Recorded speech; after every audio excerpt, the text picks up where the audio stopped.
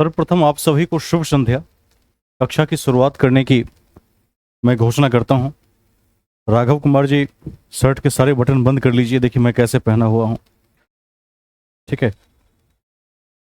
आज हम इतिहास के कड़ी में एक और क्लास लेंगे जो हमारे सिलेबस को अंतिम रूप से कवर करेगा। और इस कक्षा के बाद यदि समय मिलेगा तो बीच बीच में एक आध क्लास देकर वैदेशिक नीति आदि का हम अध्ययन भी करेंगे, जो हमारी परीक्षा के दृष्टिकोण से काफ़ी महत्वपूर्ण होता है। शुरुआत किया जाए। लगभग 150 से अधिक वीडियोस YouTube पर पड़े हुए हैं, आप उसको जाकर देखें। उसमें आप देखेंगे क्रमवार रूप से लगभग शुरू की 8 से 10 कक्षाओं को यदि छोड़ दिया जाए तो समेकित रूप से सभी वीडियो उपलब्ध हैं। एक आध वीडियो में वॉइस की प्रॉब्लम हो सकती है, लेकिन मैं मानता हूं कि उसके बाद अन्य सभी वीडियो अच्छी स्थिति में हैं, आप उसको देख सकते हैं। हिस्ट्री को शुरू करने का जो कारण था वो ये था कि इतिहास यदि आप थोड़ा ठीक कर लेते हैं तो जीएस का 40% आपके कवर में आ जाता है। उसके बाद आप अन्य सेक्शंस को तो बड़े आसानी से पढ़ते रहते हैं। उसमें बहुत ज़्यादा चैप्टर्स नहीं हैं, जो भी हैं वो आसानी से सुलभ तरीके से याद भी हो जाते हैं। तो इन सब कारणों से हम इतिहास को नंबर 1 पर रखा, ताकि जब तक अन्य सेक्शन चले आपका यह सेक्शन रिवीजन के दौर में हो। पिछले कक्षा में हमने घोषणा किया था कि राजगोपालाचारी फॉर्मूला को पढ़ेंगे, ठीक है। तो आज का जो टॉपिक है वो है सी राजगोपालाचारी फॉर्मूला। हेडिंग बना लीजिए। आज का टॉपिक है राजगोपालाचारी फॉर्मूला।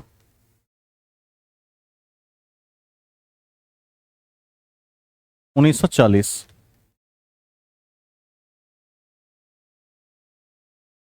44 कर दीजिए।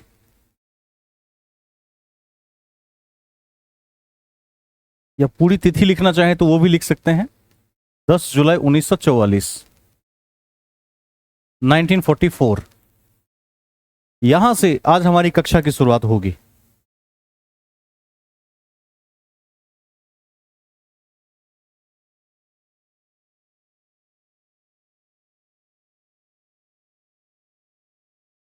हम आगे चलते हैं।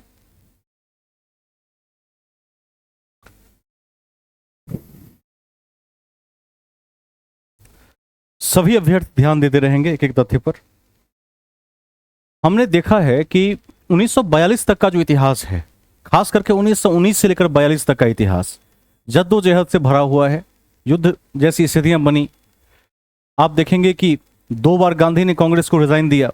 आप इस कड़ी में देखेंगे कि बिल्कुल ही अस्थिरता का सामना करना पड़ा।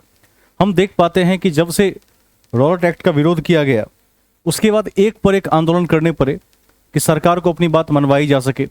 1929 में स्वाधीनता की घोषणा भी हुई, औपचारिक रूप से की गई थी, उसको भी हमने देखा। हमने यह भी देखा कि इस कड़ी में साइमन कमीशन किस तरह से आया, गांधी इरविन समझौता क्यों महत्वपूर्ण है, अंबेडकर के साथ 1932 का पूना पैक्ट क्यों ऐतिहासिक रूप से मानना पड़ा, ठीक है। निम्नलिखितों के प्रस्ताव को देखा, अगस्त के प्रस्ताव को देखा, और आज हम राजगोपालाचारी फार्मूला पर आकर खड़े हुए हैं। इस फॉर्मूले में बस एक बात ध्यान रखना है कि सी राजगोपालाचारी कहते थे कि हम पाकिस्तान के अलगाव के पक्ष में नहीं हैं, जो गांधी का भी पक्ष था एक समय तक, लंबे समय तक रहा। गांधी भी नहीं चाहते थे कि पाकिस्तान अलग हो। आज देखेंगे कई लोग गांधी को दोष देते हैं इस कड़ी में, कहते हैं कि इसी व्यक्ति के कारण पाकिस्तान अलग हो गया। जबकि जब उन लोगों से कभी पूछिए कि आपको कैसे पता चला, तो कहेंगे हमको व्हाट्सएप से पता चल गया था, उस पर किसी ने मैसेज कर दिया था किसी ग्रुप में। तो व्हाट्सएप विश्वविद्यालय को आधार मानकर देखेंगे तो फिर सारी बातें सत्य ही निकलती हैं, लेकिन हकीकत में उसका कोई संबंध वास्तविकता से नहीं है। फैक्ट यह है कि राजगोपालाचारी ने जो कहा, इस तर्क पर लगभग कांग्रेसी अडिग थे। केवल मुस्लिम लीग को छोड़ दिया जाए तो जो भी राष्ट्रभक्त होगा, जो भी राष्ट्रवाद को मानने वाला व्यक्ति होगा, वो कतई तैयार नहीं था कि पाकिस्तान अलग हो जाए।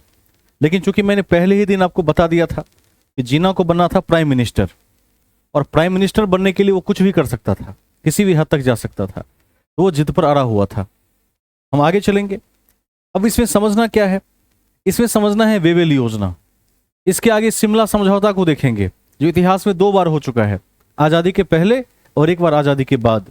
इस कड़ी में हम और क्या देखेंगे, माउंटबेटन की योजना जो ऐतिहासिक रूप से महत्वपूर्ण है। हम देखेंगे क्लेमेंट एटली की घोषणा, और साथ ही आजाद हिंद फौज भी बीच में आ जाएगा, उसके विषय में देखेंगे। नौसैनिक विद्रोह को आज देखना है।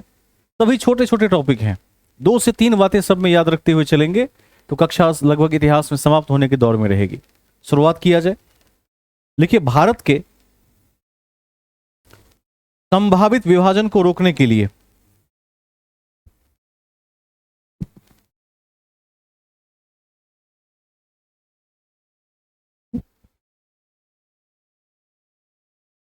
भारत के संभावित विभाजन को रोकने के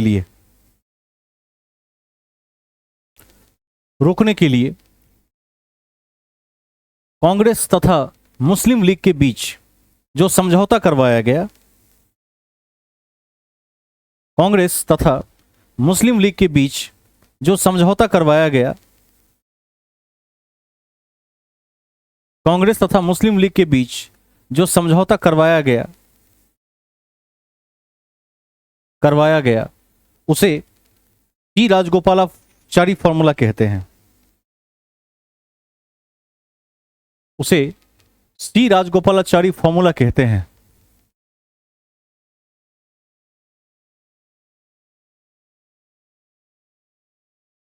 उसे सी राजगोपालाचारी फॉर्मूला कहते हैं।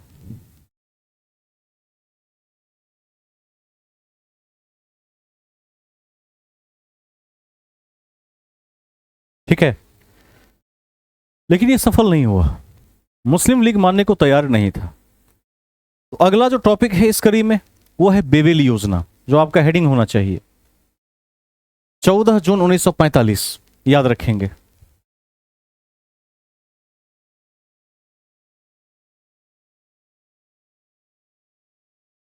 कभी पूछ दे कि बेवेली योजना क्यों लाना पड़ा, ऐसी क्या मजबूरी आ गई, तो इसका उत्तर होगा कि रसिया और अमेरिका के दबाव में ब्रिटिश सरकार ने इस योजना को लाया था। और वार्ता हुई अंत में कि शिमला में एक मीटिंग होगी, जिस मीटिंग में 2-3 बिंदुओं पर सहमति बननी चाहिए, इस प्रकार की वार्ता हुई। और हुआ भी मीटिंग, जो आगे चलकर शिमला समझौता के नाम से इतिहास में प्रसिद्ध हुआ। लिख दीजिए, हेडिंग बना लिया है आपने। लिखिए, अमेरिका और रूस के दबाव में, अमेरिका एवं रूस के दबाव में,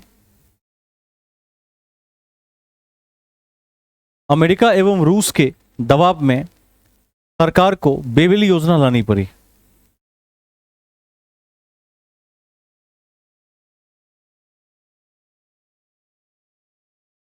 सरकार को बेवेली योजना लानी पड़ी।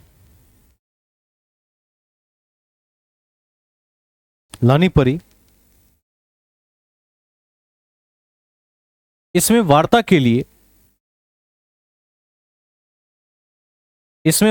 लिए शिमला में सम्मेलन बुलाया गया। इसमें वार्ता के लिए शिमला में सम्मेलन बुलाया गया। शिमला में सम्मेलन बुलाया गया, इसको ध्यान में रखेंगे। शिमला में सम्मेलन बुलाया गया। ठीक है, अब इस सम्मेलन में कितनी बातें उल्लेखनीय हैं, तो इस सम्मेलन में 3 बातें उल्लेखनीय हैं। पैराग्राफ बदलकर वहां लिख सकते हैं, इस सम्मेलन में 3 बातें उल्लेखनीय रहीं। इस सम्मेलन में 3 बातें उल्लेखनीय रही। 3 बातें उल्लेखनीय रही।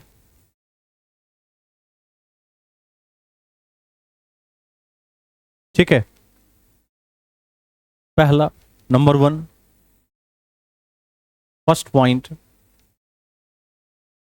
लिखिए, वायसराय की कार्यकारिणी परिषद का पुनर्गठन किया जाए। वायसराय की कार्यकारिणी परिषद का पुनर्गठन किया जाए। वायसराय की कार्यकारिणी परिषद का पुनर्गठन किया जाए। पुनर्गठन किया जाए, जिसमें जिसमें वायसराय एवं कमांडर इन चीफ, जिसमें वायसराय एवं कमांडर इन चीफ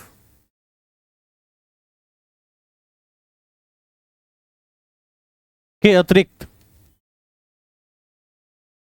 वायसराय एवं कमांडर इन चीफ के अतिरिक्त सभी भारतीय सदस्य होंगे। सभी भारतीय सदस्य होंगे। सभी भारतीय सदस्य होंगे। ठीक है, ध्यान रखना है क्या कहा गया। कहा गया कि वायसराय की जो एक्सिक्यूटिव बॉडी है, कार्यकारिणी परिषद है, उसमें केवल वायसराय और कमांडर इन चीफ जो टॉप के दो पद हैं वही ब्रिटिश सरकार यानी ब्रिटेन से लिए जाएंगे, लोगों से, वहां के नागरिकों से भरे जाएंगे। लेकिन जो बाकी का पद है नीचे से लेकर ऊपर तक, टॉप दो को छोड़कर, उसमें भारतीय मेंबर होंगे, यह कहा गया। ऐसा क्यों कहा गया होगा? तो ऐसा इसलिए कहा गया कि हमारी बात मजबूती से वहां रखी जा सके और हमारी वायसराय की कार्यकारिणी परिषद में पकड़ मजबूत हो, इसलिए बात कही गई। इसको ध्यान में रखना है। देखिए पॉइंट नंबर 2, पॉइंट संख्या 2 लिखिए। विदेश विभाग, विदेश विभाग फॉरेन डिपार्टमेंट जो है, भारतीयों को हस्तांतरित कर दिया जाएगा। विदेश विभाग भारतीयों को हस्तांतरित कर दिया जाएगा। हस्तांतरित कर दिया जाएगा।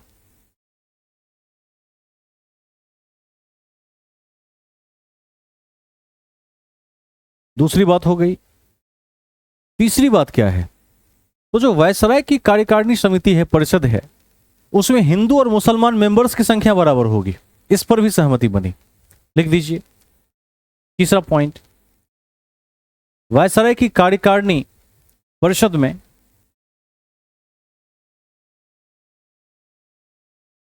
वायसराय की कार्यकारिणी परिषद में हिंदुओं और मुसलमानों की संख्या बराबर होगी।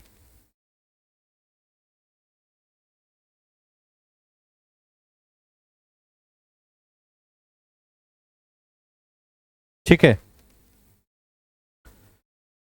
देखिए इन्हीं बिंदुओं पर वार्ता हेतु शिमला सम्मेलन बुलाया गया था। इन्हीं बिंदुओं पर वार्ता हेतु शिमला सम्मेलन बुलाया गया था। शिमला सम्मेलन बुलाया गया था। ठीक है, एक एक बात को ध्यान से समझ लेंगे। 3 बातें हैं। पहला कि वायसराय की कार्यकारिणी परिषद में टॉप के 2 पद को छोड़कर सभी पद भारतीयों से भरे जाएं। दूसरा है, सेकंड है उसका कि हिंदू मुस्लिम की संख्या बराबर हो। ये मुख्य बातें हैं परिषद में। और तीसरा है कि जो विदेश विभाग है वह भारतीयों को हस्तांतरित कर दिया जाए कि कैसे विदेशों से डील करना है। अभी तक भारतीयों की ओर से ब्रिटिश सरकार ही वैदेशिक शक्तियों की तरफ से डील कर रही थी, जैसे अमेरिका से कुछ बात करना हो, रसिया से बात करना हो। ध्यान रखिएगा, जब हम आज़ाद हुए तो हमें बहुत दिनों तक यूएन से कुछ सहयोग नहीं मिल रहा था, क्योंकि हमारे पास अपना संविधान नहीं था।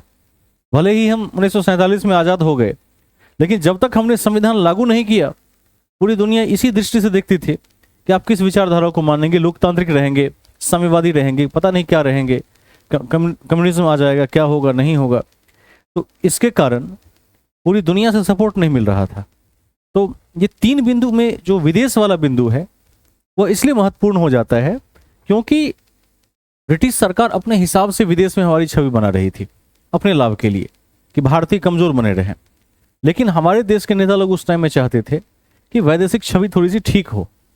और मैं इस बात को मानता हूं कि भाजपा के सरकार में मोदी जी ने आने के बाद जिस लेवल पर उस छवि को पहुंचाया है, आज तक किसी नेता ने नहीं पहुंचाया था।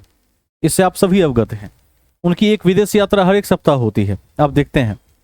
और जो छवि उन्होंने बनाई है, इसका परिचय भी उन्होंने कई बार दिया है। तो आज हम काफी अच्छी स्थिति में हैं। इस कड़ी में मेंस का क्वेश्चन हो सकता है, इसको ध्यान में रखेंगे।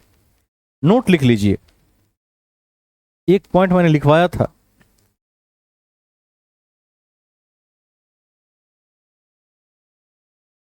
आप सभी को याद होगा, देसाई लियाकत समझौता, भुल्ला भाई देसाई और लियाकत अली। लिख दीजिए नोट में। देखिए, बेवेल योजना से ठीक पहले,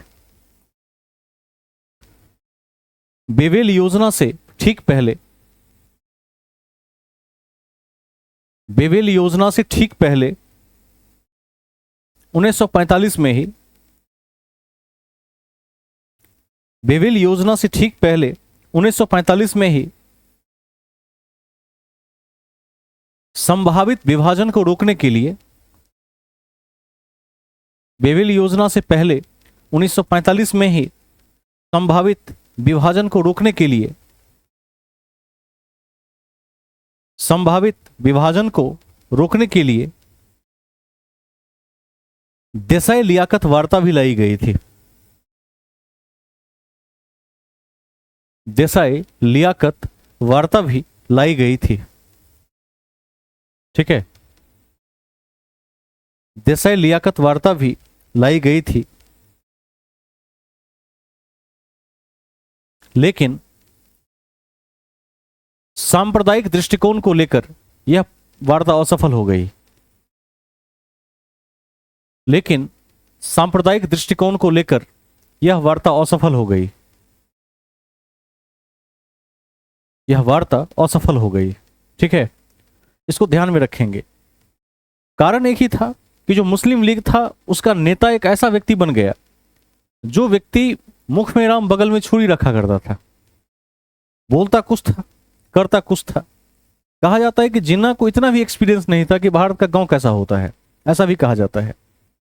शहरों में रहा सब दिन और उसके मन में था कि मैं इस देश का प्राइम मिनिस्टर बनूंगा, लेकिन नेहरू जैसे कद्दावर नेता के सामने यह संभव नहीं था।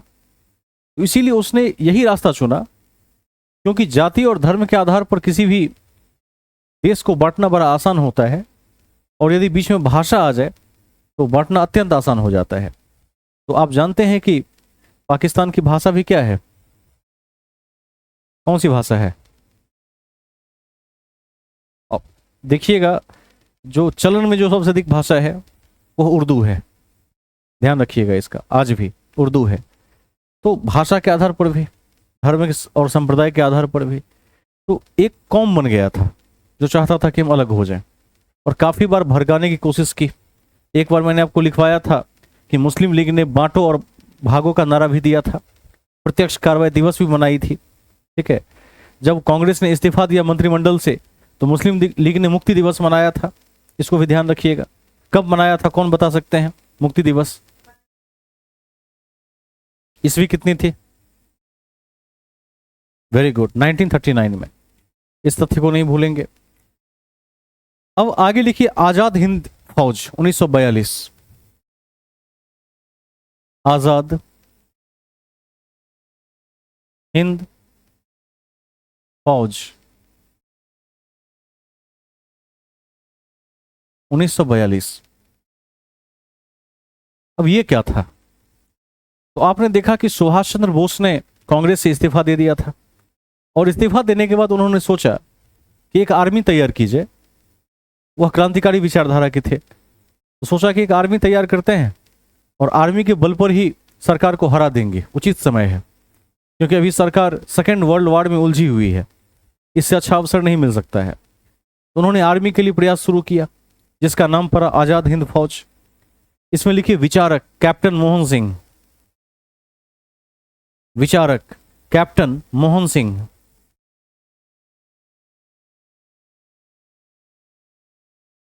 स्थापना 1942, रास बिहारी बोस जापान। स्थापना 1942, रास बिहारी बोस जापान। जापान। ठीक है, मुख्यालय सिंगापुर।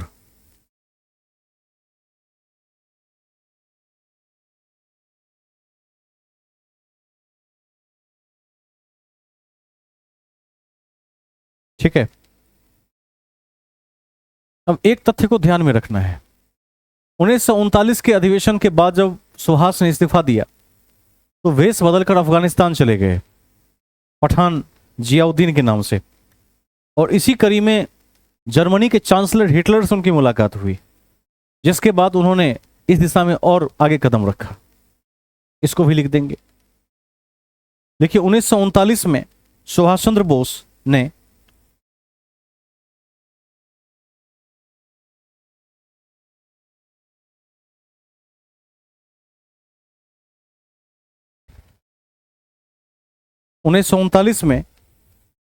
सुभाष चंद्र बोस ने कांग्रेस से इस्तीफा देकर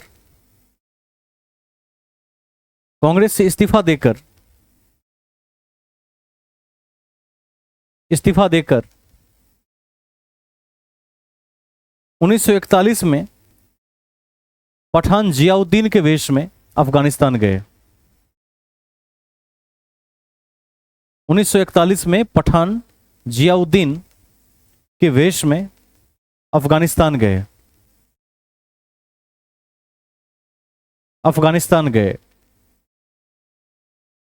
एवं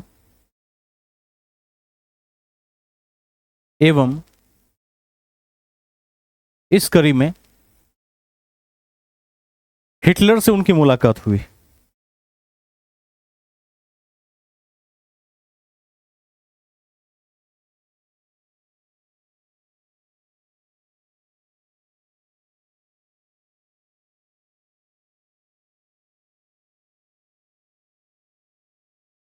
नेक्स्ट पॉइंट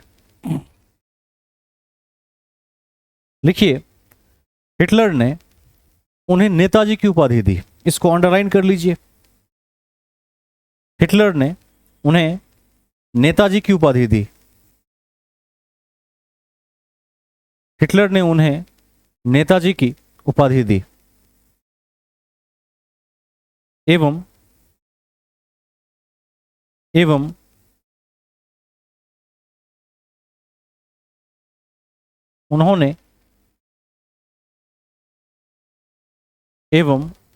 उन्होंने इंडियन लीजन की स्थापना की। लीजन माने आर्मी होता है। इंडियन लीजन की स्थापना की।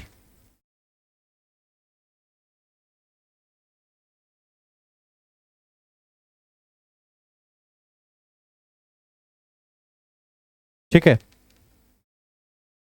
अगला बिंदु। नेक्स्ट पॉइंट लिखिए, जून 1942 में रास बिहारी बोस ने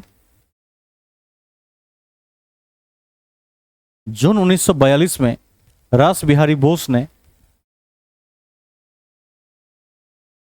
जून 1942 में रास बिहारी बोस ने आजाद हिंद फौज की नींव रखी। आजाद हिंद फौज की नींव रखी, जिसके सर्वोच्च सेनापति सुभाष चंद्र बोस चुने गए।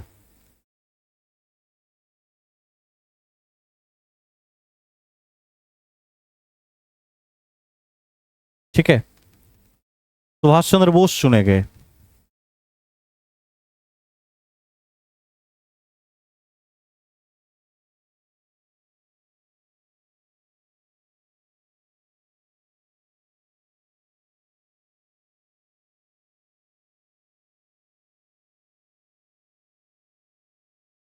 अब ध्यान देंगे, अब सुभाष चंद्र बोस ने क्या किया?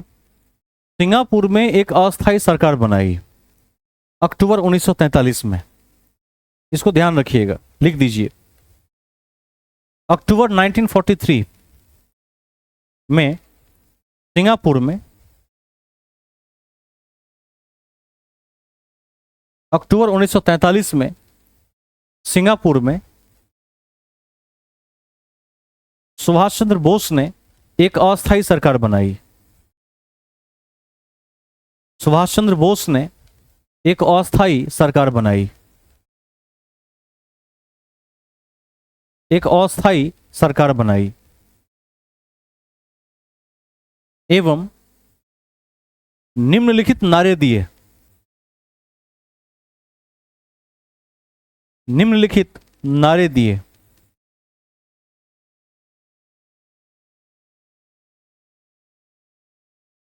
जितने भी नारे हैं उनको विशेष रूप से ध्यान रखना पड़ता है। परीक्षा में इन प्रश्नों का विशेष महत्व होता है। मैंने कहा भी है कि हिस्ट्री की क्लास के बाद मैं बीपीएससी के क्वेश्चन बैंक को आपके समक्ष लाऊंगा और आपके समक्ष सॉल्व करेंगे, देखेंगे इतिहास का परसेंटाइल क्या है। क्योंकि जब हम एक बार कुछ खंडों को पढ़ लेते हैं, उसके बाद जब प्रैक्टिस सीरीज लगाते हैं, तब हमें पता चलता है कि जो हमने पढ़ा और जो पूछा जाता है उसके बीच कितना गहरा संबंध है। वो हम वहां देखेंगे। तो वहां आप देखिएगा कि किसी भी सेट को आप उठा लेंगे तो बीपीएससी ने एक आध नारा जरूर पूछा है सेटों में। दिल्ली चलो का नारा, ठीक है, तुम मुझे खून दो मैं तुम्हें आज़ादी दूंगा, इसका नारा, जय हिंद का नारा, इनकलाब जिंदाबाद का नारा। याद रख लेंगे कि क्रिएटर थे उस नारे के हजरत मोहानी, प्रचलित किया था भगत सिंह ने। तो ऐसे जो द्विधात्मक नारे हैं जिसमें रचयिता कोई है, प्रचारकर्ता उसका कोई भी है, दूसरा व्यक्ति है, तो ऐसे नारों को आप विशेष रूप से संज्ञान में रखें, परीक्षा के लिए महत्वपूर्ण होता है। अभी इसमें से किसी ने रेलवे की परीक्षा दी है, आरआरबी एनटीपीसी? कोई अभ्यर्थी एक बार हाथ रेज करें ऐसे। राघव कुमार ने दी है। कैसा परफॉर्मेंस रहा और कितना नंबर आ रहा है उसमें? माइक हो तो थोड़ा पास लेके कहिए, अच्छा आवाज आएगा, क्लियर वॉइस आएगी। नहीं तो फोन, हाँ बताइए, अब आ जाएगी आवाज।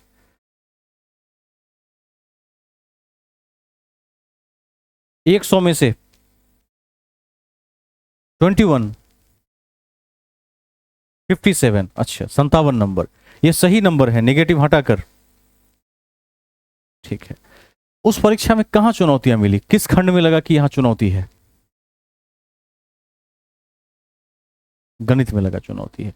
जीएस कैसा रहा? 40 क्वेश्चन तो जीएस के भी होंगे लगभग। ठीक रहा। आपने जितना पढ़ा उसमें से कितना क्वेश्चन आ गया उसमें?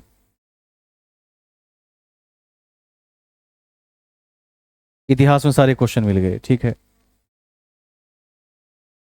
अभी तो नहीं पढ़ा है पॉलिटी, अभी नहीं बनेगा, अभी दिक्कत होगी उसमें। चलिए, और किसी अभ्यर्थी ने हाल में कोई परीक्षा दिया हो तो अपना अनुभव बताएंगे कि अब आप इतिहास में जिस लेवल पर हैं वहां से कितने क्वेश्चन मिले आपको। गणित भी ठीक हो जाएगा, गणित तो सबसे आसान विषय होता है। गणित में यदि किसी व्यक्ति की तर्क शक्ति ठीक है, रीजनिंग पावर ठीक है, और यदि उस व्यक्ति का मैथ खराब है, तो उसका एक ही कारण माना जाता है कि आपको जो गुरुजी मिले बचपन में 8वीं 9वीं 10वीं 12वीं कक्षाओं में, वो ठीक नहीं मिले। एक ही रीजन होता है उसका। यदि कोई व्यक्ति दिखने से लगता है कि तर्कशील है, उसके अंदर तर्क शक्ति ठीक ठाक है, कहीं भी बौद्धिक क्षमता का सही प्रयोग कर सकता है, और तब यदि उसका मैथ खराब है, तो इसमें अभ्यर्थी का दोष कम और उसके अतीत के अध्यापक का दोष ज्यादा होता है। इस बात को कभी नहीं भूलेंगे, यह एकदम प्रयोग किया हुआ है, यही एक कारण होता है। प्रॉफिट एंड लॉस तो सबसे आसान चैप्टर है, उस चैप्टर में तो पेन उठाने की भी जरूरत नहीं है। यदि आप मुझे वो सवाल देंगे, यदि चैप्टर आता है नंबर सिस्टम और आगे हम रेशियो वगैरह में हैं, अभी थोड़ा इतिहास के बाद उसको हम फिर आगे बढ़ाएंगे। कुछ अध्याय मैंने आपको पढ़ा है, उसका फेयर कर लीजिए, संभाल के रख लीजिए। तो उसमें देखेंगे, उसमें तो वो जो डीएस पढ़ा दिया था, डीएस से 70% सवाल यूं ही डील हो जाते हैं, और कुछ सवाल तो जैसे देखते ही उत्तर याद हो जाता है उसका, बनाते बनाते कि इसका उत्तर ये है, बहुत सरल विधि से। एक बात ध्यान रखना है, आज के समय में मैथ में जिस लेवल के प्रश्न आ रहे हैं परीक्षाओं में, उसमें ज्यादातर प्रश्न केवल सवाल को देखने से बन जाते हैं, बनाना नहीं पड़ता है उसको। लेकिन किस दृष्टिकोण से उस सवाल को देखें, ये दृष्टि डेवलप करना पड़ता है, यही चुनौती है, इसको ध्यान रखेंगे। चलिए बात करेंगे इस पर। इतिहास में आपका बन गया क्वेश्चन, ये अच्छी बात है। जो खंड हम पढ़ते जा रहे हैं उसमें आपका बेहतर होना चाहिए। हम मूल बातों में आते हैं। तो हम नारों पर थे, तो पहला नारा लिख दीजिए, दिल्ली चलो। दिल्ली चलो।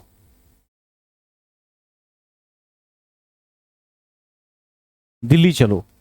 दूसरा लिख दीजिए, जय हिंद। जय हिंद। जय हिंद। और तीसरा लिख दीजिए, तुम मुझे खून दो मैं तुम्हें आजादी दूंगा।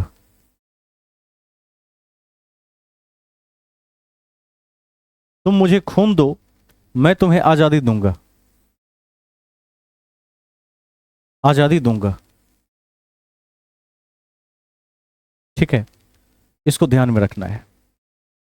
अब सुभाष चंद्र बोस चूंकि एक आईसीएस ऑफिसर थे, नौकरी करके रिजाइन दिया था, चौथा रैंक भी लाया था, वो भी केवल ऑल इंडिया में नहीं बल्कि संपूर्ण ब्रिटेन में। उस टाइम में परीक्षा उस लेवल की होती थी। उसके बाद रिजाइन दिया, कांग्रेस ज्वाइन किया, विचारधारा से सहमत नहीं हुए, फिर आज़ाद हिंद फौज में शामिल हो गए जाकर। तो इन्होंने बाद में सोचा एक ही रास्ता है, इन्होंने सोच लिया था कि अपनी यदि आर्मी हो तो सबसे आसान है कि सरकार को युद्ध में ही हरा दीजिए। इस पर उतर आए थे। तो आपने देखा एक तो नारे दिए, इंडियन लीजन बनाया। हिटलर से इसीलिए मिले कि हिटलर की उस टाइम में बड़ी चलती थी माइक, जो हम यूज करते हैं आजकल, उस माइक के बल पर हिटलर ने दुनिया को जीत लिया था, ऐसा कहा जाता है। जब हिटलर संबोधन करता था तो लोग अभिभूत होकर युद्ध में कूद पड़ते थे। इस तरह का मोटिवेशन दिया करता था। और हिटलर से सुभाष चंद्र बोस को उम्मीद थी कि हिटलर सहायता करेगा, और आगे चलकर कुछ लाभ मिला भी उस चीज का। और मैं इस कड़ी में आपको बता दूं कि कई ब्रिगेड बनाए, जैसे रानी लक्ष्मीबाई ब्रिगेड, ध्यान रखिएगा, भारत के वीरांगनाओं के नाम से बनाए, इसको भी लिख दीजिए। देखिए सुभाष ने इस कड़ी में कई ब्रिगेड की स्थापना की। सुभाष ने इस कड़ी में कई ब्रिगेड की स्थापना की, कई ब्रिगेड की स्थापना की। ठीक है, जैसे जैसे Rani Lakshmibai brigade, Rani Lakshmibai brigade,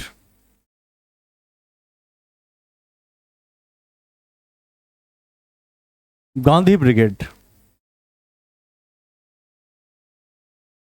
Subhash brigade, इस तरह से जिन लोगों से प्रभावित थे उनके नाम पर ब्रिगेड की स्थापना कर डाली। इसको ध्यान में रखेंगे। ठीक है, अब हम आगे चलेंगे नेक्स्ट पॉइंट की तरफ।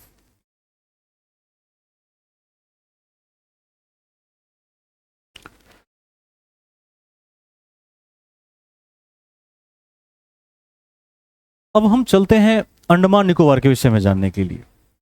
अंडमान निकोबार उस समय जापान के कब्जे में था, ध्यान रखिएगा। सुभाष चंद्र बोस के ही पहल पर उन्होंने रिक्वेस्ट किया कि यह तो भारत का हिस्सा होना चाहिए, तो जापान ने इस बात को मान लिया, और फिर जापान ने अंडमान निकोबार वापस कर दिया, और आज अंडमान निकोबार भारत के कब्जे में है। ज्योग्राफी जब शुरू होगा तो बताएंगे, उसमें याद भी होगा आप सभी को कि उसमें किस सागर में है। अंडमान निकोबार बंगाल की खाड़ी में है, जो नीचे जाके हिंद महासागर में कन्वर्ट हो जाता है। और अंडमान निकोबार की सबसे बड़ी द्वीप कौन सी है, ये कौन बताएंगे? Saddle peak, very good. और एक अगला क्वेश्चन पूछ लेते हैं, कौन सा चैनल अंडमान से निकोबार को अलग करता है? 10 डिग्री चैनल। और 8 डिग्री क्या करता है? मिनिकॉय को मालदीव से अलग करता है। और 9 डिग्री क्या करता है? मिनिकॉय को लक्षद्वीप से अलग करता है। और 11 डिग्री क्या करता है? लक्षद्वीप को 2 बराबर भागों में बांट देता है, लक्षद्वीप। इसको ध्यान रखेंगे। तो ज्योग्राफी में जब हम पढ़ेंगे तो वहां पर एक एक तथ्य को देखेंगे। मैं आपको आगे चलकर यह भी बताऊंगा कि हमने लक्षद्वीप का हिस्सा कैसे हासिल किया था। ध्यान रखिएगा, वहां जो भी द्वीप खंड है वीरान पड़ा हुआ था, तो वो किसी के कब्जे में नहीं था बहुत समय तक।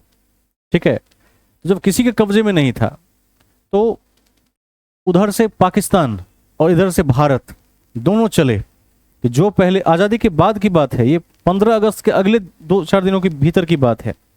और जब चले तो मन में यही था कि जो पहले झंडा गाड़ देगा उसी का हो जाएगा। संयोग ये रहा कि लगभग 15 मिनट पहले भारत पहुंच गया, और 15 मिनट के बाद पाकिस्तान पहुंचा, वहां के आर्मी पहुंचे। तो भारत पहले पहुंच गया था, और यह नेहरू जी और पटेल की उपस्थिति उनके दिमाग में आ गया था कि एक द्वीप है, अंडमान तो सुभाष ने मिला दिया, लक्षद्वीप का साइड कौन मिलाएगा। तो इन्होंने कहा कि और कुछ बाद में करेंगे, सबसे पहले अपने आर्मी को भेजकर कब्जा कर लेते हैं उस पर, क्योंकि नो मैंस लैंड था, किसी का नहीं था। भारत ने कब्जा कर लिया, और उसके बाद से भारत का, यदि 15 मिनट की चूक हो जाती तो पाकिस्तान भी कब्जा कर सकता था, और वो आ ही गया था, लगभग पहुंच गया था। दूर से जब उसने देखा तो देखा कि तिरंगा लहरा रहा है, चूक हो गई, मन महसूस कर चला गया था। इसको भी ध्यान में रखेंगे। तो आगे चलेंगे, लेकिन नवंबर 1943 में, अगला पॉइंट, नवंबर 1943 में, नवंबर 1943 में अंडमान निकोबार द्वीप, अंडमान निकोबार द्वीप जापान ने, अंडमान निकोबार द्वीप जापान ने आजाद हिंद फौज को सौंप दिया। जापान ने आजाद हिंद फौज को सौंप दिया।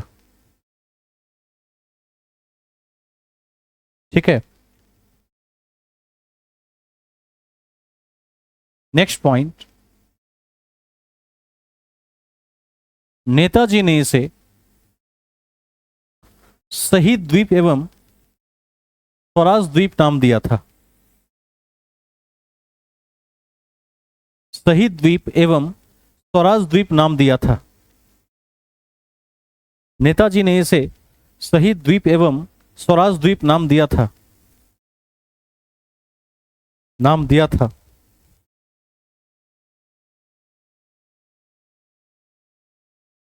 कभी कभी एक क्वेश्चन पूछता है कि बापू को या गांधी जी को राष्ट्रपिता किसने कहा?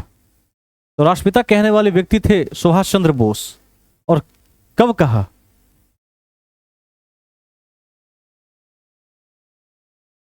एक रेडियो प्रसारण के दौरान कहा था, अचानक कह दिया था 1944 में, जुलाई में। लिख दीजिए, देखिए, जुलाई 1944 में रेडियो प्रसारण के क्रम में, जुलाई 1944 में रेडियो प्रसारण के क्रम में, रेडियो प्रसारण के क्रम में सुभाष चंद्र बोस लिख देंगे।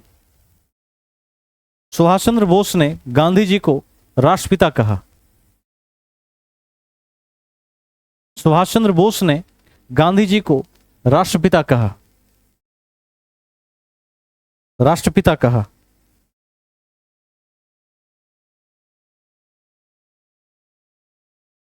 इस कड़ी में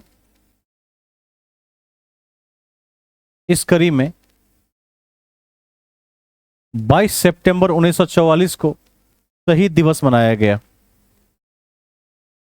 इस कड़ी में 22 सितंबर 1944 को शहीद दिवस मनाया गया। शहीद दिवस मनाया गया। ठीक है, ध्यान रखेंगे।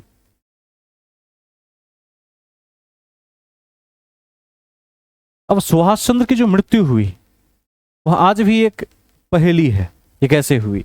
लेकिन जो प्रमाण मिले उस प्रमाण के आधार पर यही कहा जा सकता है कि विमान दुर्घटना में 18 अगस्त 1945 को इनकी मृत्यु हो गई, ऐसा कहा जाता है।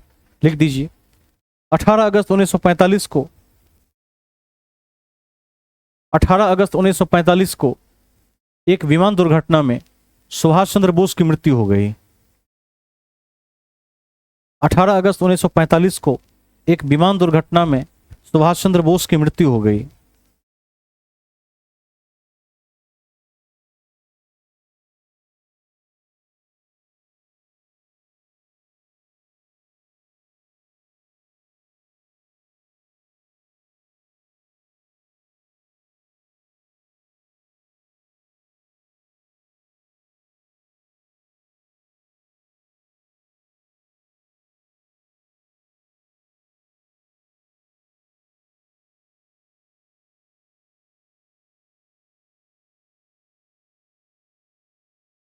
हम आगे बढ़ेंगे।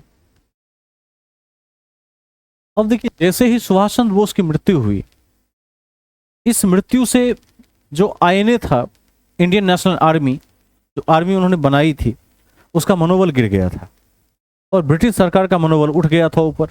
सरकार को दिखने लगा कि नायक ही समाप्त हो गया। कई लोग कहते हैं कि उनकी हत्या करवा दी गई। कई कथाएं हैं, कई लोग कहते हैं कि नहीं, वो अमर हैं, आज तक जीवित हैं, कई बार देखे गए। तो कई भ्रांतियां भी हैं, लेकिन जो साक्ष्य मिले उसमें पुख्ता सबूत मिला कि मृत्यु हो गई, ऐसा कहा गया। जब आजाद हिंद फौज का नेता चला गया तो उसके बाद सरकार ने उस पर रेड फोर्ट केस कर दिया। जो एक तरह से कोर्ट मार्शल के बराबर था, लाल किला मुकदमा कर दिया। और इस लाल किले मुकदमे का भी संघर्ष काफी लंबा है। लिख दीजिए, सुहास की मृत्यु से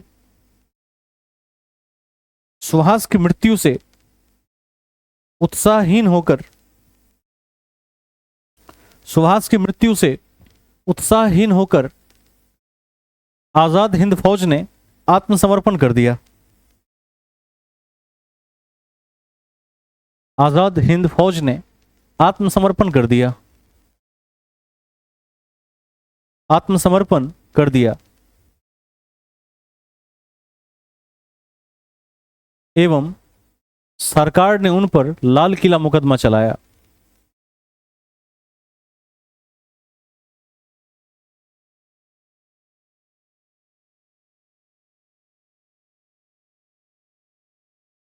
ठीक है, लिखिए आरोपी किस पर चलाया गया।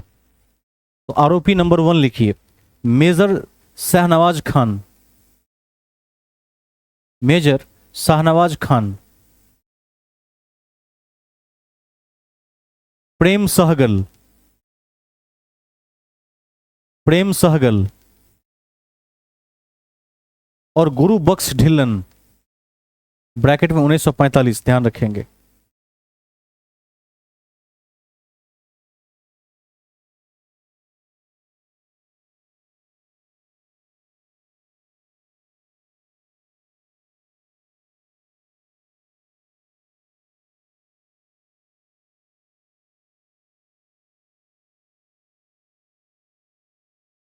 अब एक तथ्य को ध्यान में रखेंगे, कांग्रेस ने आजाद हिंद फौज के बचाव में कमेटी बनाई जिसका नाम था आजाद हिंद फौज बचाव समिति, और यह भूलाभाई देसाई की अध्यक्षता में बनाई थी। इसके अध्यक्ष देसाई थे, इसको लिख दीजिए। देखिए, कांग्रेस ने आजाद हिंद फौज के बचाव में कांग्रेस ने आजाद हिंद फौज के बचाव में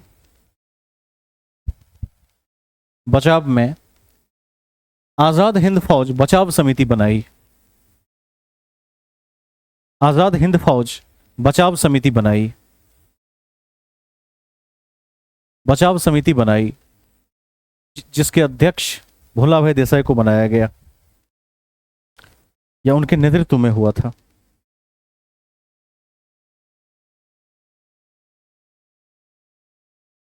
ठीक है, अब देखिए 1945 के आसपास की घटनाओं में चल रहे हैं और नेहरू एक ऐसे छवि के रूप में उभरे हैं जिनके पास विदेश नीति का अच्छा ज्ञान है। साथ ही देश में भी आपने देखा होगा कि नेहरू पर कोई अधिक कार्रवाई कभी नहीं हुई कभी कभार हुई, लेकिन ज्यादा नहीं हुई। वह बीच के रास्ते को निकालने में माहिर थे। उनको पता था कि सरकार से डील कैसे करना है, और बहुत पढ़े लिखे व्यक्ति थे और देश की स्थिति उस समय काफी नाजुक थी, उसको भी समझते थे। नेहरू ने समर्थन किया इसका और बहुत दिनों तक काला कोट नहीं पहना, उतार दिया कोट। कहा कि जब तक इन आरोपियों को नहीं छोड़ेगी ब्रिटिश सरकार, मुकदमा वापस नहीं लेती है, तब तक मैं ब्लैक कोट धारण नहीं करूंगा। और अंग्रेजी के विद्वान भी थे नेहरू, अंग्रेज भी उनके मित्र हुआ करते थे उस समय। कुछ लोग शासन प्रशासन में जो लोग काम कर रहे थे, भले ही नीतियां अलग अलग थी, लेकिन जब एक विद्वान व्यक्ति किसी सभा में बैठता है तो उसका सम्मान करना ही पड़ता है। नेहरू का ऑब्वियसली सम्मान था। तो नेहरू ने जब यह घोषणा की तो उसका काफी प्रभाव पड़ा। और उनके साथ काटजू भी थे, इसको भी ध्यान रखिएगा। और उनके साथ एक और व्यक्ति थे, तेज बहादुर सप्रू, जो इसका समर्थन कर रहे थे कि इन आरोपियों को वापस रिहा किया जाना चाहिए, इस केस को सरकार को अविलंब वापस लेना चाहिए। लिख दीजिए। देखिए, इसके अतिरिक्त जवाहरलाल नेहरू ने लंबे समय तक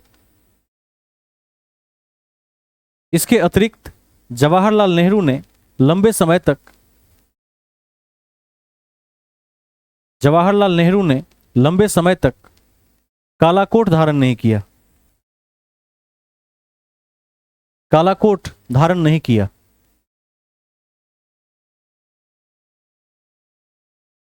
उनके साथ तेज बहादुर सप्रू और कैलाशनाथ काटजू ही थे। उनके साथ तेज बहादुर सप्रू और कैलाशनाथ काटजू भी थे। कैलाशनाथ काटजू भी थे।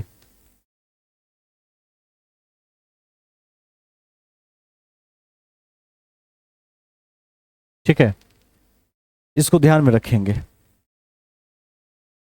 अब चूंकि अभी अभी सरकार द्वितीय विश्व युद्ध से मुक्त हुई थी और अभी अभी फिर से देश में वैसा ही माहौल बनने लगा था जैसा माहौल कभी 1919 में बना था, जैसा माहौल कभी 1920-21 में बना था, जो माहौल गांधी इरविन के टाइम में बना था। तो सरकार सचेत थी इस बार। ऊपर से वकील, चूंकि सारे के सारे नेताओं में लगभग 30% तो बैरिस्टर थे, गांधी भी बैरिस्टर थे, ध्यान रखिएगा। तो इन बैरिस्टरों ने काफी प्रयास किया, जो वकालत की डिग्री को पढ़कर आए थे, अथक प्रयास किया।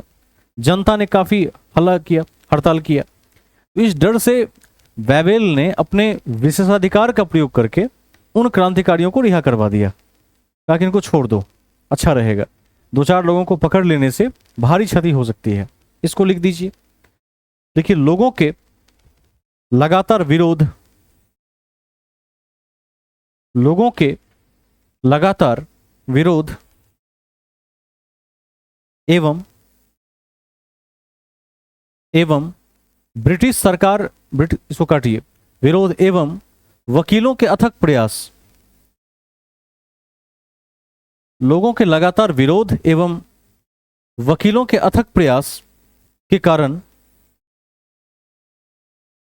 अथक प्रयास के कारण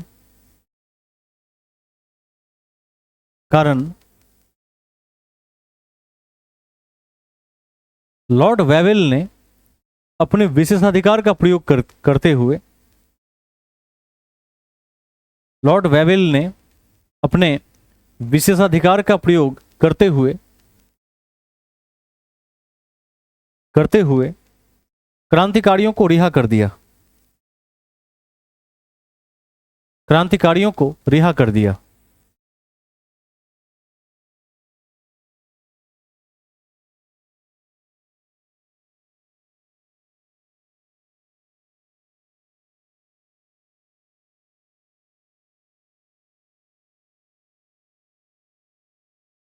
ठीक है, नेक्स्ट पॉइंट देखिए। 18 फरवरी 1946 को बंबई के 18 फरवरी 1946 को बंबई के आईएनएस तलवार नामक जहाज के सैनिकों ने, आईएनएस तलवार नामक जहाज के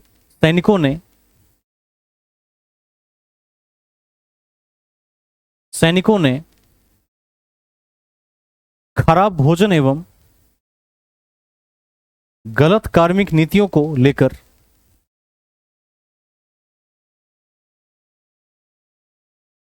खराब भोजन एवं गलत कार्मिक नीतियों को लेकर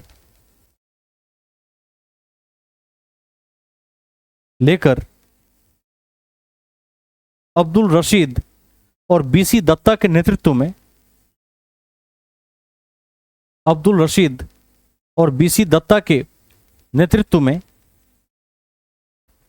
नौसेना विद्रोह किया। अंडरलाइन, नौसेना विद्रोह किया।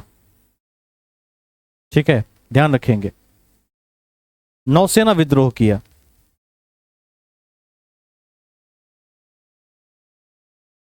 इस विद्रोह का समर्थन सभी राजनीतिक पार्टियों ने किया, सबने, मुस्लिम लीग भी। इस विद्रोह का समर्थन सभी राजनीतिक पार्टियों ने किया, क्योंकि सबको आजादी चाहिए थी। इसको ध्यान रखना है।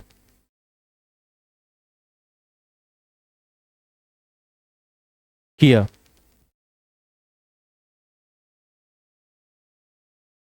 परंतु पटेल और जिन्ना के दबाव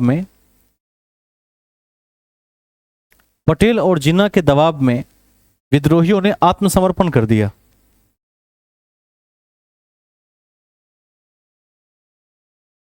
आत्मसमर्पण कर दिया। अब ऐसा क्यों हुआ?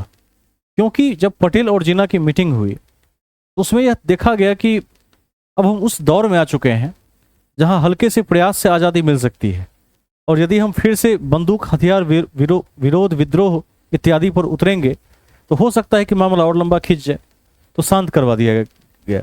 कहा गया कि अब वो समय आ गया है, बैठकर बात करने की ज़रूरत है और लगभग हम उस स्टेज में हैं जहां हमें आज़ादी मिल सकती है, किसी विद्रोह की ज़रूरत नहीं है। तो फिर मामला ठंडा हो गया। अब इसके बाद सरकार ने भी देख लिया था कि अब कोई चारा शेष नहीं है, क्योंकि आए दिन विद्रोह होते रहते थे।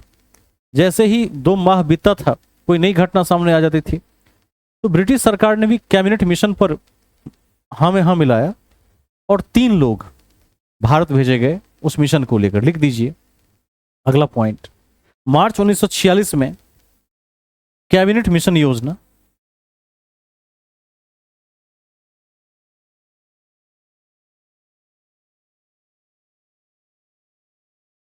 मार्च 1946 में, तिथियों को याद रखेंगे, कैबिनेट मिशन योजना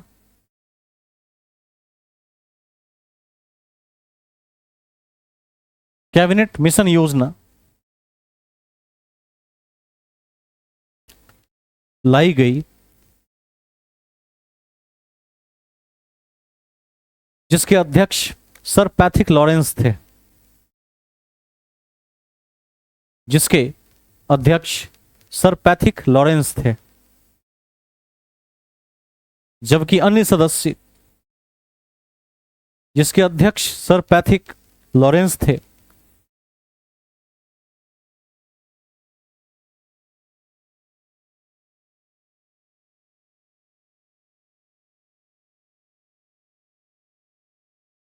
जबकि अन्य सदस्य स्टैफोर्ड क्रिप्स,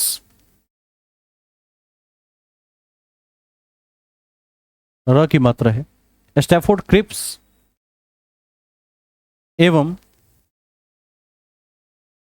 अन्य सदस्य स्टैफोर्ड क्रिप्स एवं अलेक्जेंडर थे, सर जॉन अलेक्जेंडर।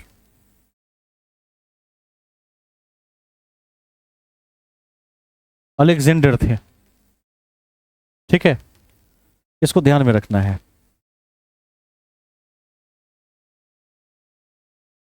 चूंकि तीनों ब्रिटिश कैबिनेट के सदस्य थे, चूंकि तीनों ब्रिटिश कैबिनेट के सदस्य थे, तीनों ब्रिटिश कैबिनेट के सदस्य थे, अतः इसका नाम कैबिनेट मिशन योजना रखा गया। अतः इसका नाम कैबिनेट मिशन योजना रखा गया।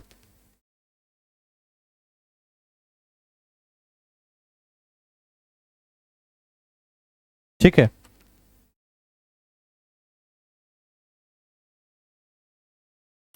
अब देखिए, ध्यान रखिएगा, जब कैबिनेट मिशन आई तो इस समय तक भी इस देश का कोई नेता नहीं चाहता था, मुस्लिम लीग के अलावा कोई नेता नहीं चाहता था कि भारत पाकिस्तान अलग अलग हो।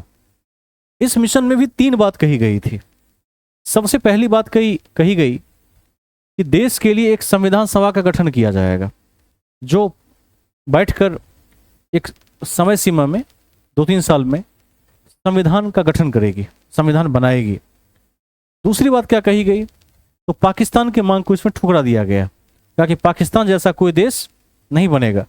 और ध्यान रखिए कि 1946 में है, जिन्ना का ब्लड प्रेशर किस लेवल पर होगा आप कल्पना कर सकते हैं।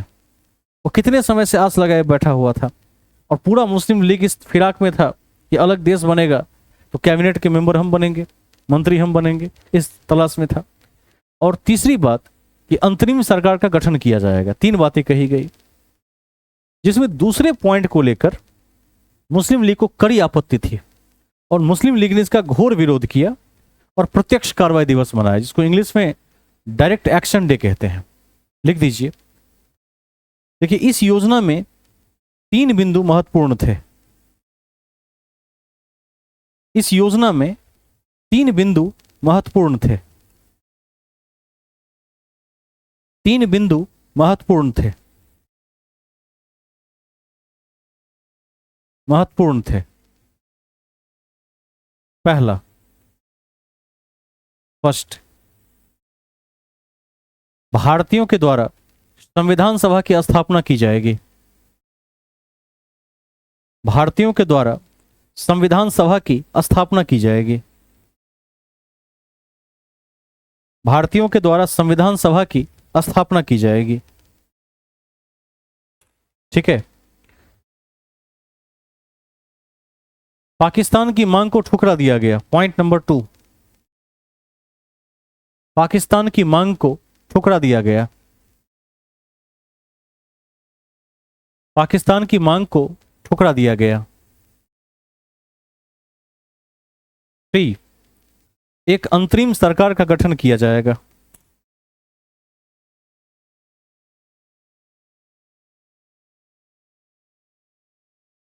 एक अंतरिम सरकार का गठन किया जाएगा।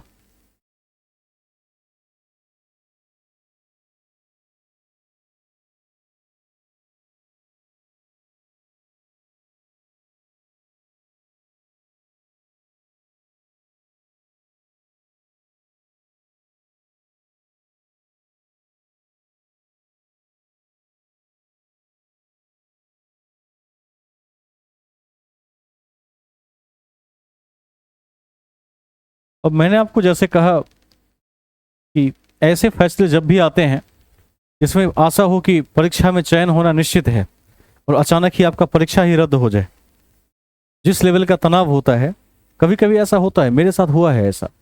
एक बार मैं एक परीक्षा देकर आया जिस परीक्षा में 110% चयन होना ही होना था, जो कि 150 में से 127 नंबर आ रहे थे। उतना भी खराब नंबर नहीं था। 150 में से 127 का मतलब होता है, पता चला कि वह परीक्षा रिजल्ट आने के 4 दिन पूर्व रद्द हो गई। उसके बाद हमारे ग्रुप में जितने भी छात्र थे उन्होंने फैसला किया कि आज के बाद कोई भी सरकारी परीक्षा नहीं देंगे, और हमने 6 माह तक किसी परीक्षा की तैयारी नहीं की। उसके बाद ये भी होता है, देखना पड़ता है। वो परीक्षा कौन सी थी? तो बिहार स्टेट का एग्जामिनेशन था 2020 में जनवरी में, जो रद्द हो गया था बाद में। वैसे फिर से जब लिया गया तब भी मैं वापस मेरिट में आ गया था, लेकिन तब 2 साल आगे निकल गए, उसमें 2 साल बीत गया। सरकार की ऐसी खराब पॉलिसी थी। तो ठीक ठीक वही हाल होता है जब एक दल यह उम्मीद लगाकर चलता है कि बस अब कुछ दिनों की बात है, 20 सालों के संघर्ष का परिणाम आने वाला है, एक देश के पीएम बनेंगे। जाहिर सी बात है, 75 साल में देश के 15 प्राइम मिनिस्टर बदलते हैं, 20 बदलते हैं, 20 आदमी को देश में पीएम बनने का मौका मिलता है, तो बड़ी बात तो है ही। लेकिन जब इसमें पॉइंट नंबर 2 आ गया कि पाकिस्तान का विचार खारिज कर दिया गया, तो जिन्ना ने कहा कि मुसलमानों से कहा कि भाइयों आ जाओ, यही मौका है, ठीक है, जितने हथियार वगैरह हैं उसको निकाल लो, और कहा कि लड़ कर लेंगे पाकिस्तान। कहा कि जिस कीमत पर होगा पाकिस्तान को अलग करवाएंगे, और डायरेक्ट एक्शन डे की घोषणा की 16 अगस्त 1946 को। इसको भी लिख दीजिए अगले पॉइंट में। लिखिए, मुस्लिम लीग ने 16 अगस्त 1946 को डायरेक्ट एक्शन डे, 16 अगस्त 1946 को डायरेक्ट एक्शन डे, हिंदी में प्रत्यक्ष कार्रवाई दिवस मनाया।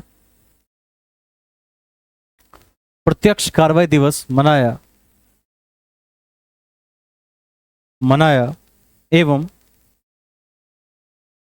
एवं नारा दिया, लड़कर लेंगे पाकिस्तान, लड़कर लेंगे पाकिस्तान। ठीक है, लड़कर लेंगे पाकिस्तान। और आपने देख लिया कि अभी का जो समय है 40 के बाद से लेकर 46 तक के बीच का समय, यह समय लगातार उथल पुथल से भरा हुआ है। क्यों भरा हुआ है? एक तो 1939 में मुस्लिम लीग ने नारा दिया था। क्या नारा दिया था? मुक्ति दिवस मनाया था। उसके बाद हम देखते हैं कि सुभाष चंद्र बोस का रिजाइन हो जाना, यह भी महत्वपूर्ण घटना है। बंबई के ग्वालियर टैंक मैदान से जो भारत छोड़ो की घोषणा हुई, वो महत्वपूर्ण है। इस कड़ी में हम देखते हैं कि वैदेशिक संबंधों को मजबूत किया जा रहा है। एक तरफ सरकार कोर्ट केस कर रही है, मार्शल लॉ लगा रही है, द्वितीय विश्व युद्ध भी समाप्त हो रहा है, अमेरिका और रसिया का दबाव है कि वेवल योजना आनी चाहिए, शिमला समझौता ऐसे फैसले, ठीक है। उसके बाद हम देख पाते हैं इसी कड़ी में जो लियाकत देसाई समझौता है, बहुत सारी बातें हैं इसमें। मतलब पूरा उथल पुथल है। कोई एक व्यक्ति नहीं है जो पूरे देश को भारत की ओर से लीड कर रहा हो, एकदम से बटा हुआ है। तो ऐसे उहापोह की स्थिति में तय किया गया, कांग्रेस ने तय किया कि 1940 से लेकर 46 तक कोई अधिवेशन नहीं हुआ उसका, किया ही नहीं उसने, कहा कि अभी अधिवेशन करने का समय नहीं है। तो यही एक कारण रहा कि मौलाना आजाद सबसे लंबे समय तक कांग्रेस के अध्यक्ष बने रहे। 2 बार बने, ध्यान रखिएगा। पहली बार कब बने थे? 1900 कितने में? 23 में। Very good. दूसरी बार 40 में, और लगातार 6 साल रहे, सबसे लंबे समय तक रहे। यही एक कारण था। पूछा जाता है कई बार, साक्षात्कार में पूछा जाता है क्या वजह रही कि मौलाना अबुल कलाम आजाद सबसे लंबे समय के अध्यक्ष रहे। तो एक ही वजह रही कि इस बीच में जो कि देश में इतने राजनीतिक और वैदेशिक लेवल पर उथल पुथल हो रहे थे कि कांग्रेस के पास कोई मुद्दा ही नहीं था कि किस मुद्दे को लेकर बैठक करें, क्योंकि अब कोई नेता नहीं था जो उस लेवल से लीड कर सके। जो बड़े बड़े नेता थे वो रिजाइन दे के जा रहे थे। तो यही सब कारण था कि 6 साल रह गए। लिख दीजिए, नोट में लिख दीजिए। देखिए, 1940 से 46 तक कांग्रेस का कोई अधिवेशन नहीं हुआ। 1940 से 46 तक कांग्रेस का कोई अधिवेशन नहीं हुआ, कोई अधिवेशन नहीं हुआ। ठीक है, जिसके कारण मौलाना अबुल कलाम आजाद सबसे लंबे समय 6 वर्षों तक कांग्रेस के अध्यक्ष रहे। जिसके कारण मौलाना अबुल कलाम आजाद सबसे लंबे समय तक 6 वर्षों तक कांग्रेस के अध्यक्ष रहे।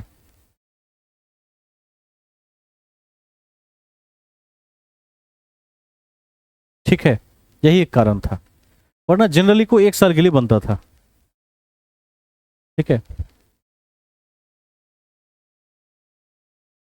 अब हम आगे चलेंगे। नोट नंबर 2, यह भी पूछा जा सकता है कि 1940 का अधिवेशन कहां हुआ था? तो हजारीबाग में हुआ था। इसको भी ध्यान में रखना है।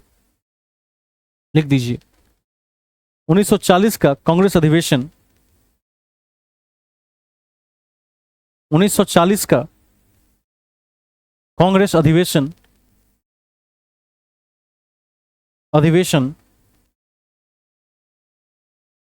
रामगढ़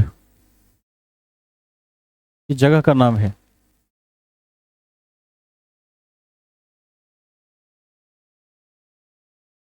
रामगढ़ ब्रैकेट में हजारीबाग में हुआ।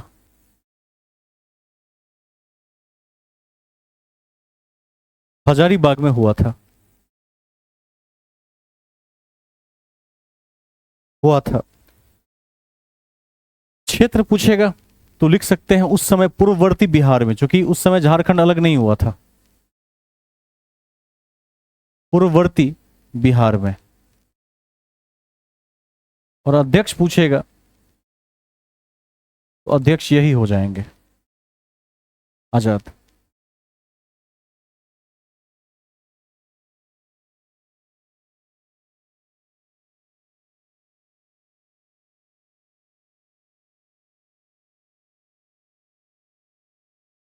अब इस समय ब्रिटेन की राजनीति में भी एक परिवर्तन हुआ था। वो परिवर्तन क्या हुआ? तो कंजर्वेटिव पार्टी समाप्त हो गई, हार गई, और लेबर पार्टी की सरकार आ गई थी। और लेबर पार्टी कहीं ना कहीं उदार तो थी ही, और भारतीयों के प्रति संवेदनशील थी, संवेदनाएं थी।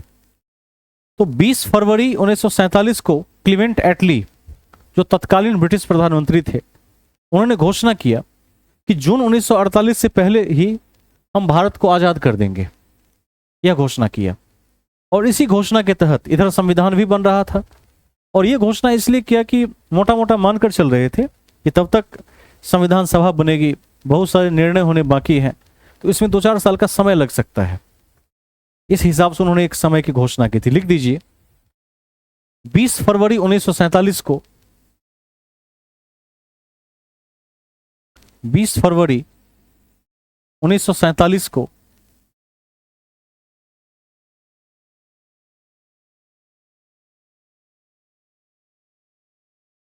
इंग्लैंड के प्रधानमंत्री क्लीमेंट एटली, इंग्लैंड के प्रधानमंत्री क्लीमेंट एटली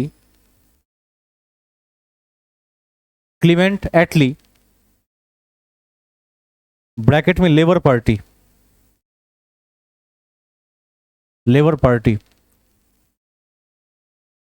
ने घोषणा किया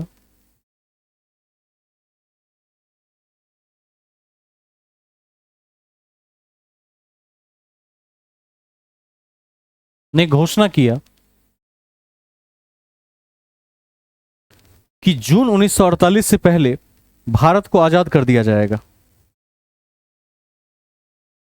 जून 1948 से पहले भारत को आजाद कर दिया जाएगा। आजाद कर दिया जाएगा। ठीक है। इस कड़ी में लॉर्ड माउंटबेटन भारत आया। इस कड़ी में लॉर्ड माउंटबेटन भारत आया। लॉर्ड माउंटबेटन भारत आया। भारत आया एवं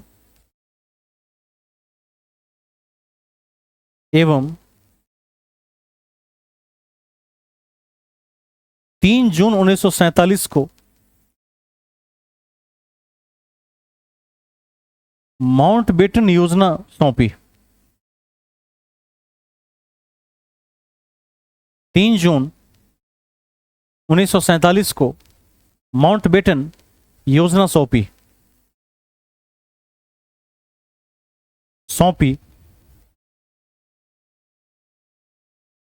एवं कांग्रेस और मुस्लिम लीग के साथ वार्ता की।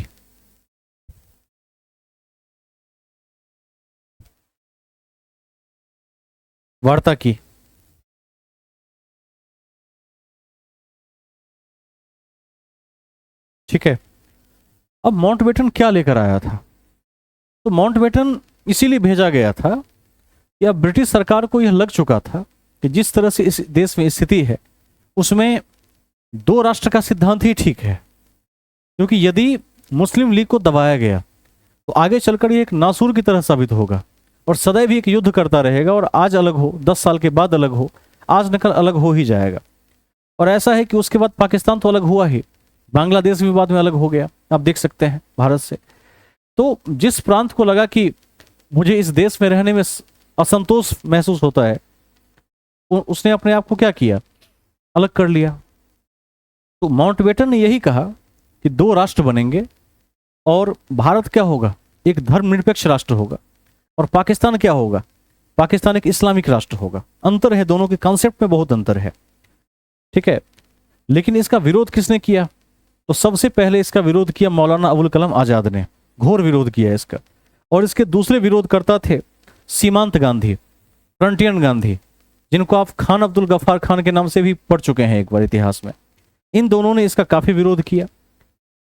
तीसरे नंबर पर महात्मा गांधी ने इसका काफी विरोध किया। आज मैंने कहा था ना कि लोग गांधी को क्या कहते हैं कि गांधी जी ने अलग करा। अरे गांधी क्यों अलग करवा देंगे, कहीं नहीं लिखा हुआ, इतिहास में नहीं है। वो तो विरोध किया था उन्होंने। जब बाद में देखा कि अब माउंटबेटन ने पास कर ही दिया है, कोई रास्ता नहीं बचता है, तो सबको साइन करना ही पड़ा उस पर, सब विवश थे। तो घोर विरोध के बावजूद भी 2 राष्ट्र का सिद्धांत आया, और उसके बाद ब्रिटिश संसद में घोषणा की गई कि 14 अगस्त 1947 को पाकिस्तान आजाद हुआ और 15 अगस्त 1947 को भारत आजाद हुआ। इस बात की घोषणा की गई। लिख दीजिए पूरा पॉइंट, लिखिए। मौलाना आजाद और सीमांत गांधी ने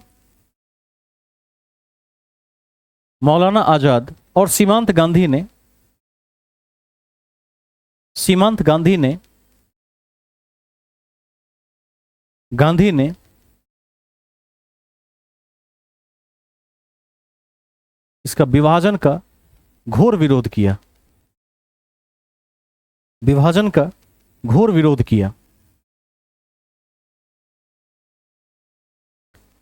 महात्मा गांधी ने भी इसका विरोध किया। नेक्स्ट पॉइंट,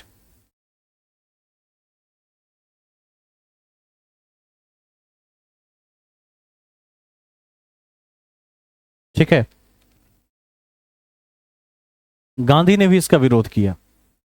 पैराग्राफ बदल कर लिखेंगे इसके बाद। देखिए, आपको पिछले क्लास में शायद बताया भी था एक चीज कि माउंटबेटन योजना को ही क्या कहते हैं, जून योजना कहते हैं। याद है कि भूल गए? याद है, जून महीने में दिया गया था। तो लिख दीजिए अगले पॉइंट में, माउंटबेटन योजना अथवा जून योजना, जून योजना की कड़ी में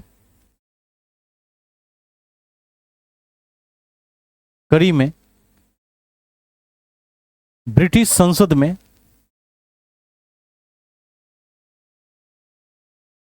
ब्रिटिश संसद में 4 जुलाई 1947 को 4 जुलाई 1947 को कानूनी रूप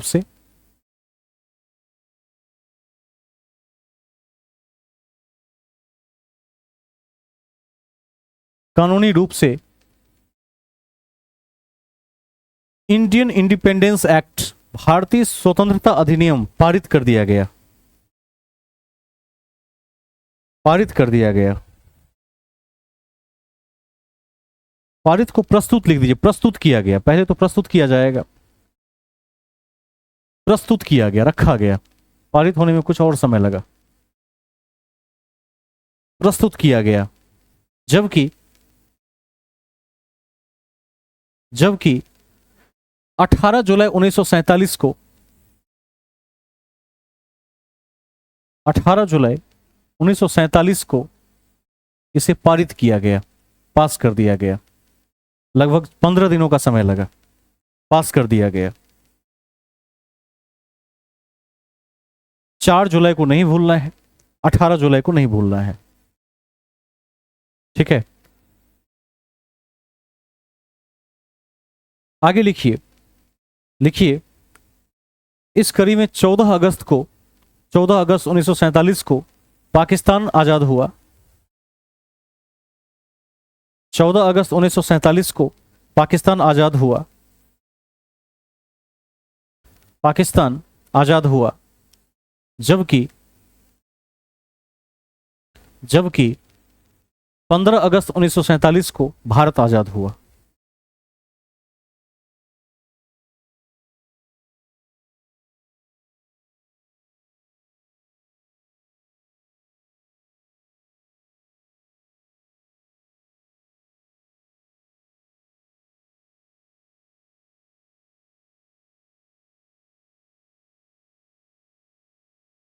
देखिए, 14 अगस्त 1947 को नेहरू ने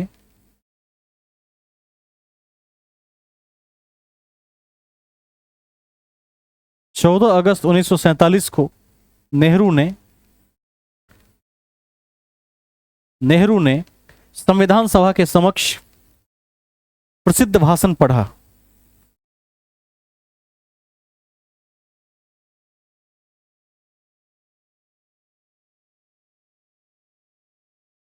ट्रस्ट विद डेस्टिनी, नियति से मिलन। ट्रस्ट विद डेस्टिनी, नियति से मिलन।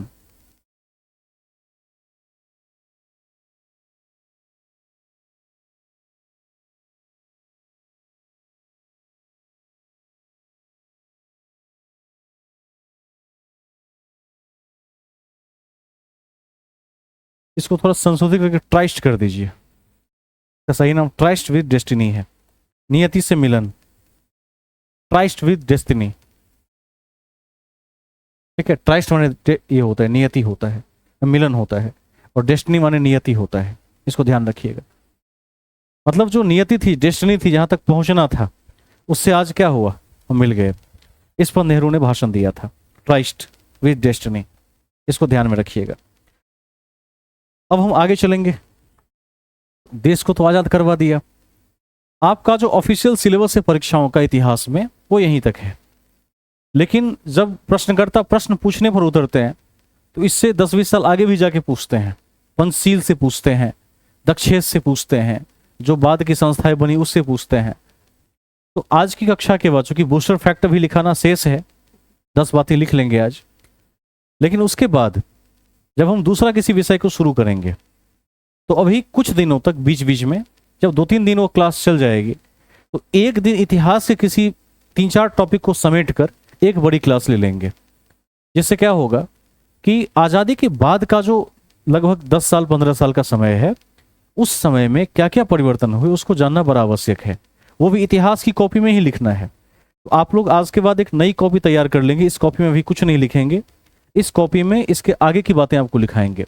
जैसे भारत चीन संबंध कैसा रहा, जैसे शास्त्री जी के बारे में कुछ बातें पढ़ लेंगे, हरित क्रांति को देख लेंगे, हिस्ट्री से जुड़ा हुआ जो टॉपिक है उसमें पंचशील को देख लेंगे, नाभिकीय जो हमारे रणनीतियों का हिस्सा है, जो हमारी न्यूक्लियर पॉलिसी है उसको हम देख लेंगे।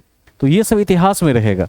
आजकल संभवतः पीसीएस में इन सब चीज़ों की डिमांड आई हुई है और कई परीक्षाओं में आजकल मैं देखता हूं कि बियॉन्ड जाकर एक आध सवाल पूछ लेते हैं, तो उसके लिए वो सेक्शन रिजर्व रहेगा।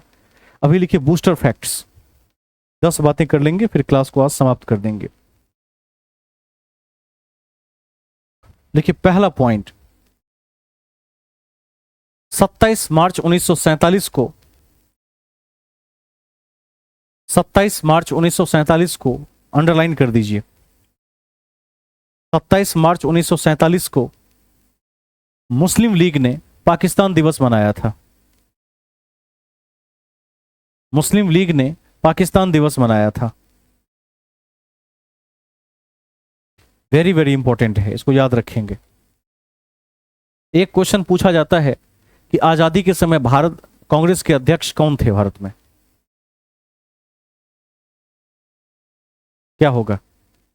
1947 में जब हम आजादी पा रहे थे तो उस समय अध्यक्ष कौन थे कांग्रेस के?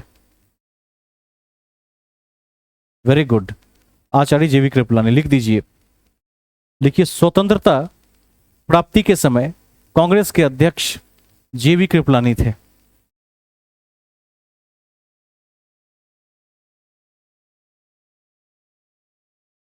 जेवी कृपलानी थे। इसको वेरी वेरी इंपॉर्टेंट कीजिए, हर साल पूछता है ये क्वेश्चन। ठीक है, आगे चलेंगे।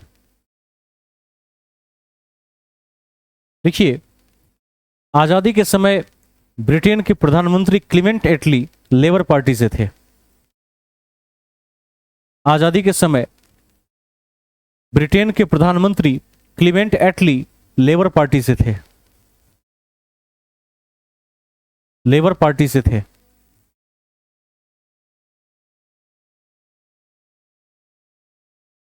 लेबर पार्टी से थे।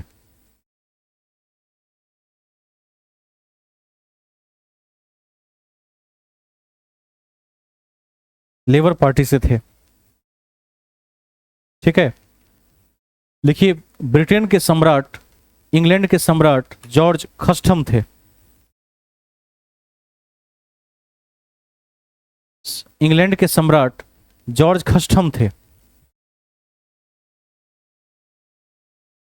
जॉर्ज 6।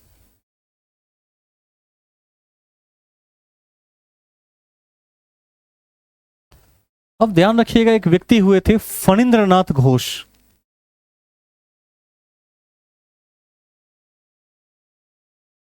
इनके बारे में जान लेते हैं, पूछा जाता है। फणींद्रनाथ घोष, ध्यान रखेंगे। कहते हैं कि इन्होंने भगत सिंह के विरुद्ध ब्रिटिश सरकार की मुखबिरी की थी, यानी सरकार के साथ मिले हुए थे और भगत सिंह के विरुद्ध में थे। भगत सिंह के विरुद्ध में बयान दिया था जाकर। तो इसके कारण बैकुंठ शुक्ला ने क्या की, बाद में इनकी हत्या कर दी, देशद्रोही करार दिया इनको। लिख दीजिए, देखिए भगत सिंह के विरुद्ध मुखबिरी करने के कारण, भगत सिंह के विरुद्ध मुखबिरी करने के कारण, भगत सिंह के विरुद्ध मुखबिरी करने के कारण फणींद्रनाथ घोष की हत्या बैकुंठ शुक्ला ने कर दी।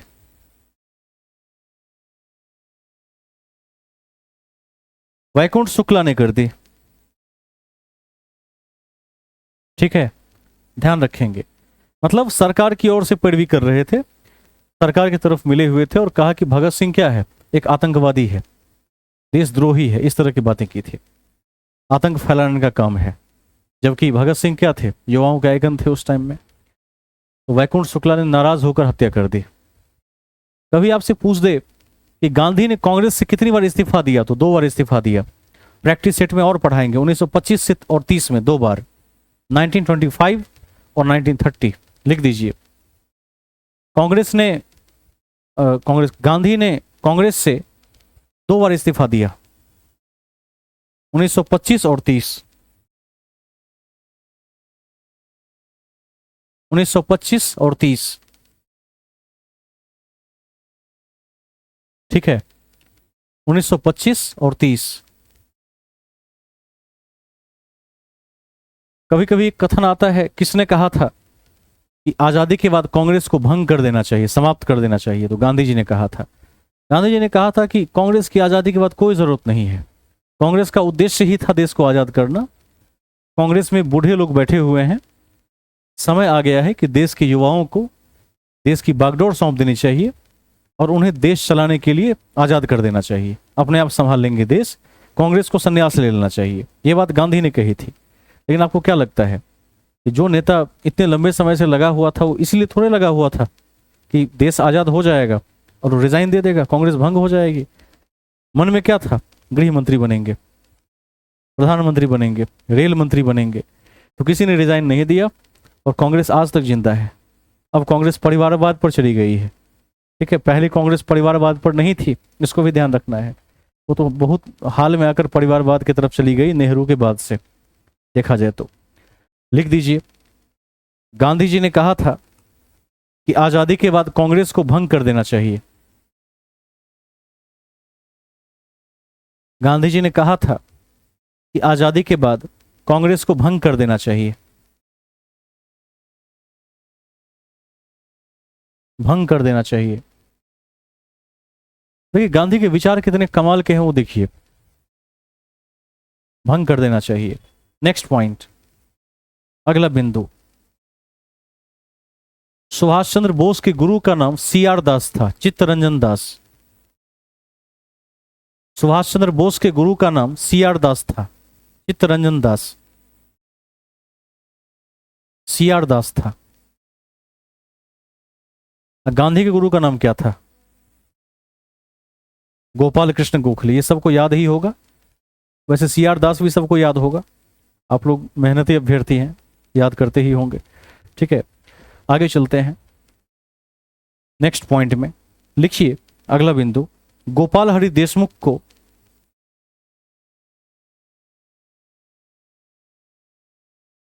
गोपाल हरि देशमुख को क्या कहते हैं, किस नाम से जानते हैं? लोकहितवादी। वेरी गुड, सबका जवाब मिलना चाहिए। मैंने कल भी कहा था कि इतिहास पूरा याद करना पड़ेगा, नहीं याद करने पर आगामी कक्षाओं में आपको एडमिट नहीं मिलेगा, ऐसा भी समय आ सकता है, दंड यही सब तो है। सब जगह से जवाब नहीं आ रहा है। आगे चलते हैं। कोई बताएंगे कि बिना ताज का बादशाह किसे कहा जाता है और क्यों कहा जाता है? क्यों कहा जाता है?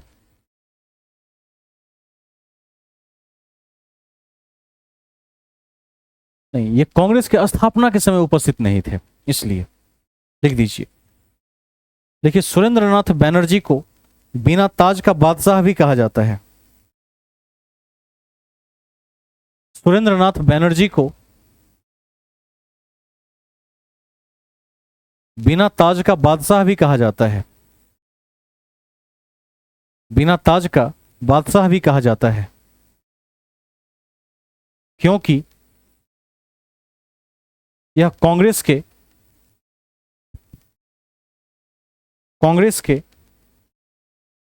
स्थापना के समय उपस्थित नहीं थे।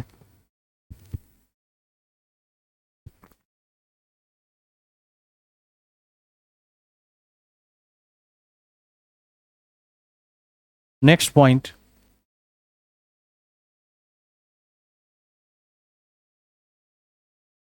आर्य महिला समाज की स्थापना पंडिता रामाबाई ने की थी। आर्य महिला समाज की स्थापना पंडिता रामाबाई ने की थी।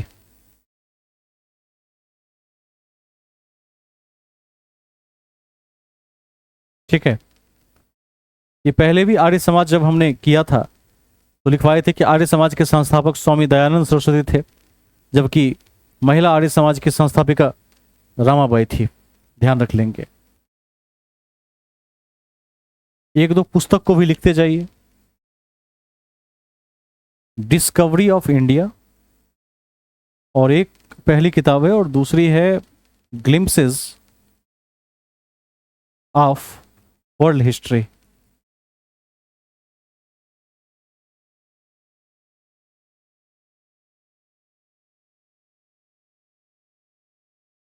वर्ल्ड हिस्ट्री, दोनों के रचयिता हैं पंडित जवाहरलाल नेहरू।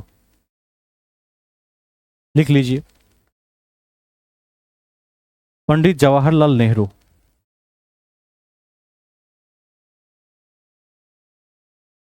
पंडित जवाहरलाल नेहरू, ठीक है। तो इन्हीं शब्दों के साथ हम इतिहास को आज समाप्त करते हैं, लेकिन ध्यान रखिएगा, कोई भी खंड टेक्निकली समाप्त किया जाता है, समाप्त कभी नहीं होता है, और जीएस की दुनिया में तो कभी समाप्त नहीं होता है।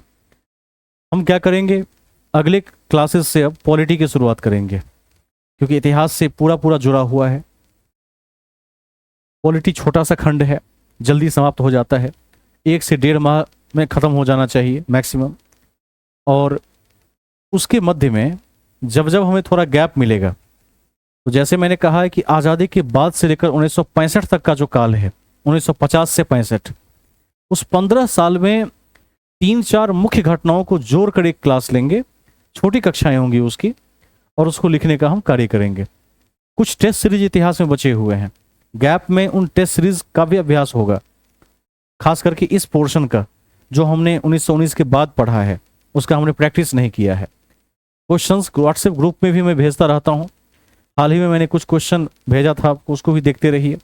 बीपीएससी का प्रैक्टिस सेट 2 भी जल्दी ही आ जाएगा, सभी सीटों के अलग अलग लेवल होंगे, उसको भी देखते रहिए। और संविधान, चूंकि अब देखिए कल यदि मैं शुरू कर पाता हूँ तो ठीक है, क्योंकि कल चुनाव आयोग में मैं जा रहा हूँ, तो चुनाव आयोग से लौटने के बाद ये समय मिल गया तो कल शुरू हो जाएगा, बता देंगे। कल नहीं शुरू हुआ तो शनिवार को शुरू होने से कोई रोक नहीं सकता, क्योंकि शनिवार को विभागीय अवकाश होता है, छुट्टी में होते हैं, तो टाइम बता देंगे। और एक लंबी क्लास लेंगे पहला दिन, क्योंकि पहली क्लास अत्यंत महत्वपूर्ण होती है संविधान में, और हो सके तो कोई अभ्यर्थी उसे मिस ना करें। इन्हीं शब्दों के साथ कक्षा की समाप्ति की मैं घोषणा करता हूं। शुभ रात्रि।